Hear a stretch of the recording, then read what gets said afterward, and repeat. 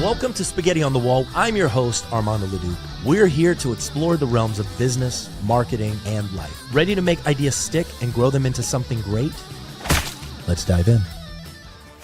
Welcome to the Managing Partners Podcast, where law firm leaders learn to think bigger. I'm Kevin Daisy. Let's jump in. Hi, I'm Brian Ajoles, and you are watching the Spaghetti on the Wall and Managing Partners Podcast. And we are live at the NTL Summit here in Miami. And I'm standing with Eric Newell. Thank you so much for being here, Eric. It's a pleasure.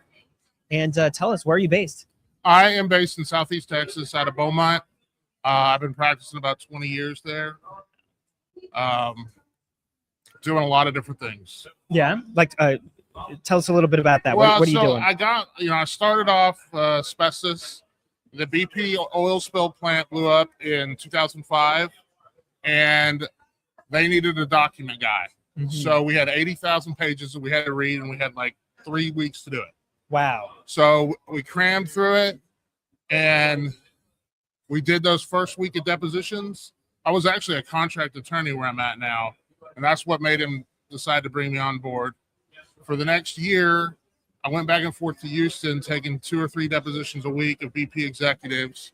I don't want to interrupt you, but I'm so curious. So when you had all those documents to go through, how could you possibly even begin to make your way through all those documents and you only had 3 weeks to do it?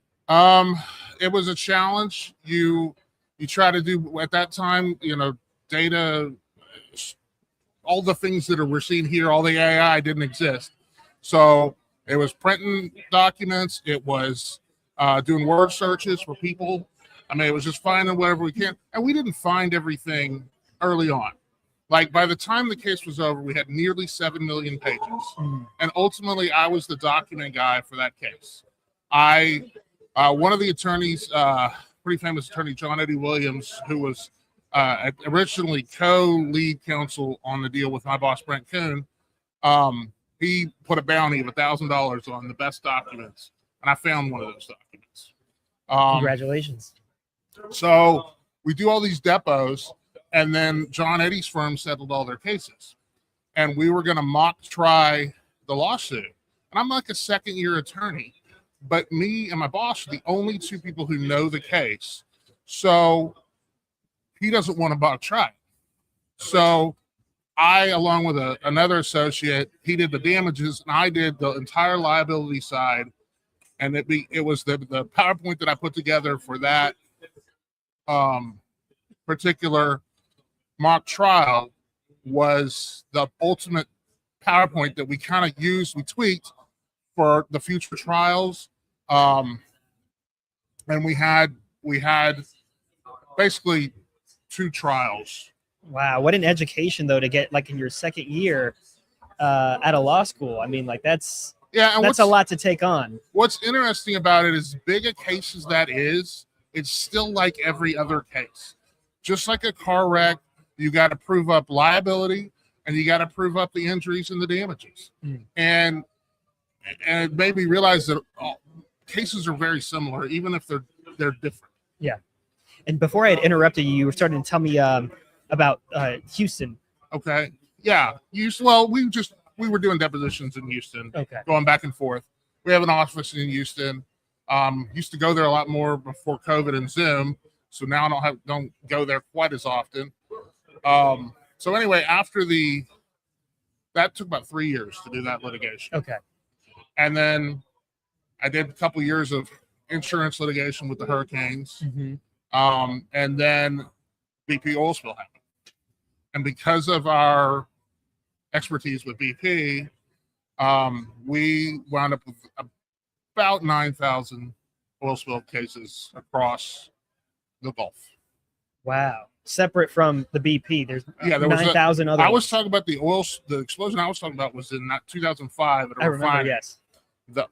The spill affected everybody in the Gulf. Mm. And it was strange. It was businesses that you wouldn't think existed. Like, what does taxidermy have to do with the oil spill? Well, there's a company, Gray's Taxidermy in Florida, who do all the big fish. Oh. And it hurt their revenue. there was resorts out in Florida that do come in, do your surgery, and sit on the beach and recover. Affected them. Like, it was just so many different unique businesses that I didn't know. But that litigation lasted 7 years. And by that time, were you still the documents guy, or had you moved on into like another area in of that expertise? role, I played less of a role in the liability side. That was worked up by a lot of other attorneys outside our firm. Yes. But that's where I really got to focus on the damages side and dealing with the individual clients and what their specific, what I was just saying, those different unique businesses, you have to figure out their damage model.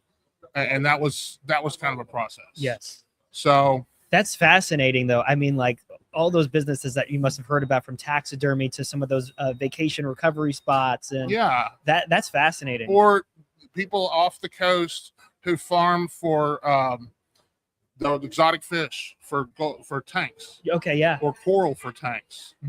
Two different people didn't know each other, doing very similar things. Yeah, because off the top of my head, I thought you were going to say like crawfish or some of those things. But the exotic fish, I didn't even think of that. Or the coral. I had it when I first started practicing. I kept hearing all these stories, and I decided, if you're going to be a Southeast Texas lawyer, you have to represent a shrimper, because we have a lot of Vietnamese shrimpers in the area. And so I'd hear all these crazy stories from all the old lawyers. So I said that, and we represented 100 to 150 shrimpers in the oil spill case out of Port Arthur, Texas. Wow, more than what you bargained for, right? You just wanted one, you got like 100 of them. I learned a lot. Like there's the Vietnamese, the shrimp boats are either Buddhist and they're a lucky something, or they're Catholic and the boat is the saint something. That's funny. And so nowadays, like, pick us up to speed for where you're at now. So again, I like I was telling you, I learned to swim in a pool, and I get out and I have to go jump in the deep end of another pool. So after that, I came back, started doing insurance litigation again with the next wave of hurricanes, Harvey, Imelda. It wasn't Irma, was it? Irma. No, one's in Florida, one's in Texas, and I can't remember which one of those hurricanes. But anyway, but it was different because the laws had changed. The tort reform laws had kicked in for the insurance companies, and so things were different. But I've always maintained a little bit of a docket of employment cases, car wreck cases.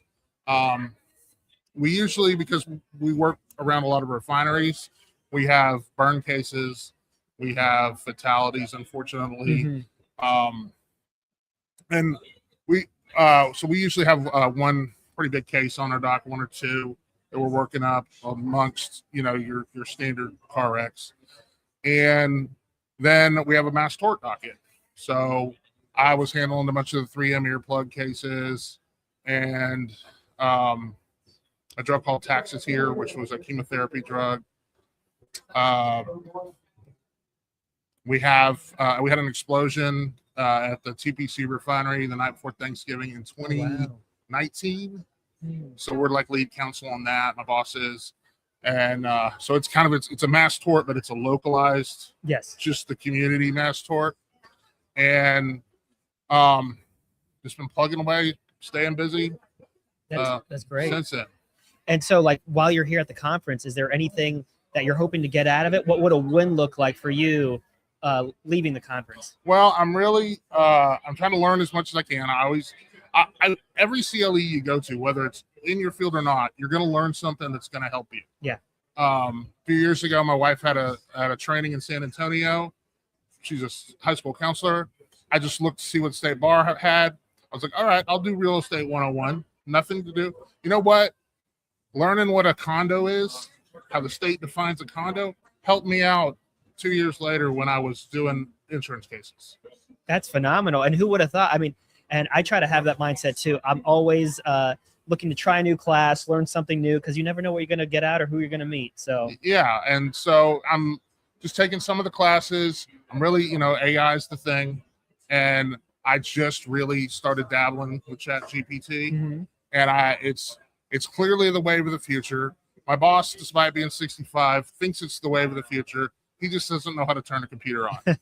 So At least he sees the vision, though. he gets it, but it's going to be me and there's probably three attorneys in my office that are Gen X age, and two of us are on board, and one of them's like kind of skeptical. So well, for your type of law, like where do you feel like it would be a good fit for you guys to use it? Well, it's never gonna, in our type of law with the mass torts, it's never gonna completely replace client communication. Mm-hmm. Like we do a lot. We have people all over the country. So I have a team of people that just kind of SWAT team what needs to be contacted and so I don't think it replaces that.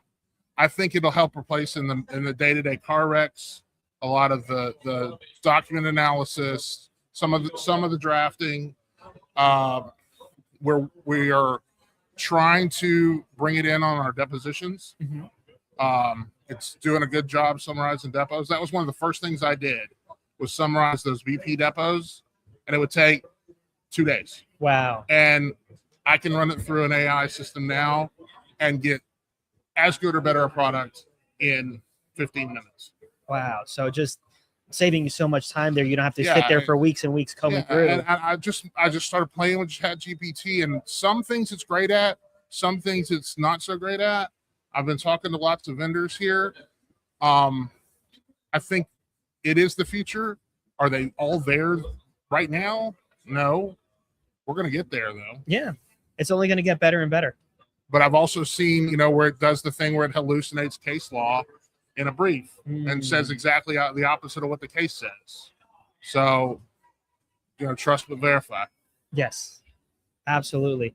Eric, thank you so much for taking the time today. Where can people find you and get a hold of you? Eric Newell, Brent Kuhn and Associates. Our phone number is 409-222-2222. Thanks again, Eric. And thank you guys for listening and watching to the Spaghetti on the Wall and Managing Partners podcast. Until next time.